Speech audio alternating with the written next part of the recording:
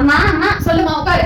பெரிய நீ பொண்ணு பார்த்தது சரியில்லை, அதனால சின்ன பக்கத்துக்கு நான் வரேன். நீ பாத்தி அந்த பெருசு அதுக்கு மூஞ்சும் சரியில்லை, வாய்க்கும் வாய்க்கல. மரியாதைனா என்னன்னே தெரியாது. சரி சரி ரொம்ப அழகார, நீயே வந்து பாரு. பொண்ணுலாம் நல்லா தான் இருக்கு, ஆனா என் மக பார்த்துட்டு என்ன சொல்லுவான்னு தெரியல. ஐயோ நாக்கால பிரச்சனை வர மாட்டேங்க, எனக்கு குடும்பம் சரியா வராது. என்னம்மா ஏதோ சொல்லியாட்டுக்கு? என்னங்க அம்மா, பொண்ணுக்கு பேச தெரியுதான்னு பாக்கணும், நடக்க தெரியுதான்னு பாக்கணும், சமைக்க தெரியுதான்னு வேற கேட்கணும். இதுதான் இது தெரிஞ்சாதான் நம்ம கூப்பிடணும். வீட்டு செய்யா, சமைக்க தெரியுமா, காலையில சீக்கிரமா எந்திரிச்சு சமைக்கணும், எல்லாரும் வீட்டுல வேற பேசணும். காலையில பெட் காஃபி குடிப்பேன், அதுக்கப்புறம் சாப்பாடு வந்து டைம் டேபிள் மட்டும் தான் சாப்பிடுவேன், டிவி பார்ப்பேன், போன் நோண்டுவேன், வெளில வந்து ஊர் சுத்த போவேன். ஏன் கேட்கக்கூடாது, கேட்டா என்னது ஊர் சுத்த போகணுமா? மகளே எந்திரி, இந்த பொண்ணு நமக்கு குடும்பத்துக்குலாம் ஒத்து வராது, எந்திரி நம்ம கிளம்புவோம்.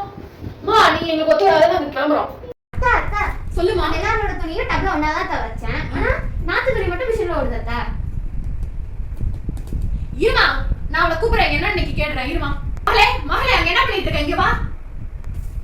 வரேன் வரேன். என்ன வீடே இடிஞ்சு விழுற மாதிரி கட்டிட்டு இருக்க? ஆமா, அண்ணி வந்து எல்லா துணியும் ஒண்ணா வச்சிருந்தா, நீ உன் துணியை மட்டும் மிஷின்ல போட்டுக்கிட்டா, எங்க துணியை மட்டும் கீழே போட்டு வச்சிருக்காமே என்ன? ஆமா, அவங்க துணி அவங்க துவைங்க, நான் என்ன உங்க வேலை கிடையாது துவைக்கிறதுக்கு உங்களுக்கு. சரி சரி, நீ ஒண்ணு துவைக்க வேணாம், இனிமே நான் பாத்துக்கிறேன், நீ போ.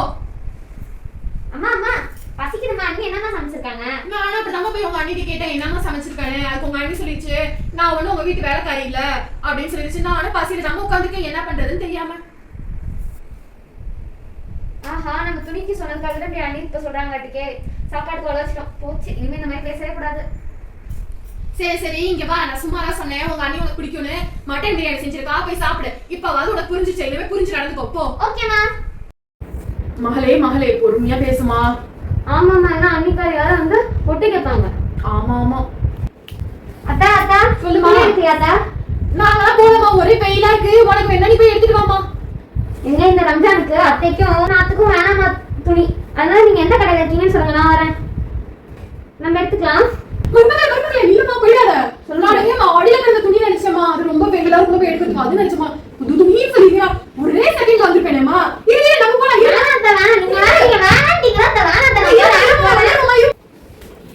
இனிமே துணி எடுக்கிறதுனா என்ன ஏதுன்னு கேட்டுக்கோங்க. நீங்களும் என்ன மாதிரி துணி எடுக்கிறதா அந்த துணி நினைச்சு மிஸ் பண்ணிடாதீங்க புது துணிய. இவ என்னாச்சு, ஏன் சுகமா இருக்க?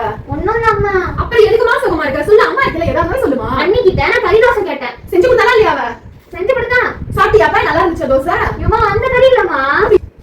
அப்ப என்ன கறிமா? சிக்கனா மட்டனா? அதெல்லாம் இல்லம்மா. அந்த கறி இல்லாம ஃபிஷ்ஷாமா? இல்லம்மா. சரி சொல்லுமா, அப்ப என்னதான் கறி? அந்த கறியும் இல்ல, அடுப்பு கறி. ஓ அடுப்பு கறியாமா? அதுதான் உங்க அண்ணி எதுவுமே கேட்கறது இல்ல, நீ போய் உங்க அண்ணி போய் கேளுங்க பாரு, உன்ன சொல்லணும். ஆமா, என்னதான் சொல்லணும். அம்மா இது எங்க இருந்து தான் குடிச்சிட்டு வந்தா, ஒண்ணுமே செய்ய தெரியல. சரி வீரமா, நான் வேணா ஒரு கறி தோசை செஞ்சு எடுத்து வரட்டுமா? நான் வாழ்க்கையில நான் கறி தோசை பக்கமே எட்டி பார்க்க மாட்டேன். மங்களே மங்களே இங்க வா. சொல்லுங்க அத்தே. கால் கால். அத்தே, நான் வந்து வெளிய போற வேலை இருக்கு, உங்களுக்கு ஒசரம் நான் சாம்பார், அப்புறம் பாத்தீங்கன்னா ரசம், சோறு எல்லாம் அடுப்படியில ஆக்கி வச்சிருக்கேன். நீங்க மறக்காம சாப்பிட்டுட்டு மாத்திரை போட்டுக்கோங்க தே. நான் போயிட்டு வரேன். சரிம்மா, போயிட்டு வந்துரு. சரிங்க தே. தே தே. வந்து உட்காரு. செம்ம வெயில் தே வெளிய.